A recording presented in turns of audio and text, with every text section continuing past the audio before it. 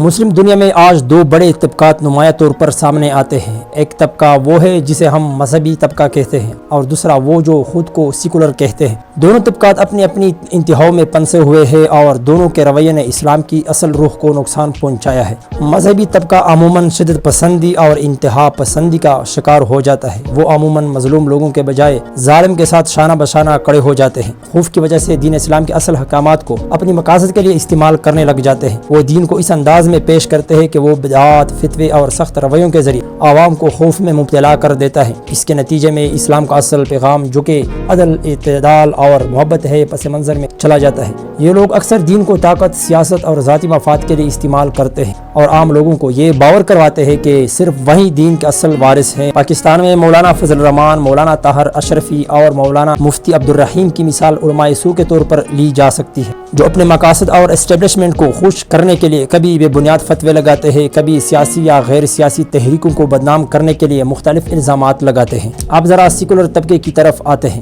یہ طبقہ مذہبی شدت پسندی کے رد عمل میں اکثر دین سے ہی دوری اختیار کر لیتا ہے۔ وہ دین کے کئی اہم پہلوؤں کو تسلیم ہی نہیں کرتے، اور ایک بندہ مجھے کہہ رہا تھا کہ قرآن میں 300 سے زیادہ آیتوں میں سیدھا کنٹراڈکشن ہے۔ یہ بات کرتے ہی مجھے پتہ چلا کہ بندہ مکمل طور پر جہالت سے بھرا ہوا ہے۔ قرآن میں کوئی کنٹراڈکشن نہیں، بلکہ لوگ اپنی جہالت کی وجہ سے قرآن میں کنٹراڈکشن کا سوچنا شروع کر دیتے ہیں اور بعض اوقات دین کو ایک بوجھ یا غیر ضروری چیز سمجھنے لگتے ہیں۔ ان کی سب سے بڑی غلطی یہ ہے کہ وہ اسلام کو براہ راست علماء کے ساتھ جوڑ دیتے ہیں، گویا ان کے نزدیک یہ دین وہی ہے جو علماء نے عوام پر مسلط کیا ہے، حالانکہ یہی علماء اس دین کے بہت بڑے مجرم ہیں، اور آج کل کے علماء نے دین کے ساتھ جو کھلواڑ کیا ہے اور کر رہے ہیں یہ تاریخ میں نہیں ملے گی۔ یہاں یہ بات واضح ہونی چاہیے کہ اسلام علماء کا ذاتی بنایا ہوا مذہب نہیں، یہ دین اللہ کا ہے جو قرآن اور سنت کی بنیاد پر قائم ہے۔ ہاں یہ بات درست ہے کہ بالخصوص پاکستان کے کئی علماء نے اسلام کو اپنی ذاتی مفاد کے لیے استعمال کیا ہے۔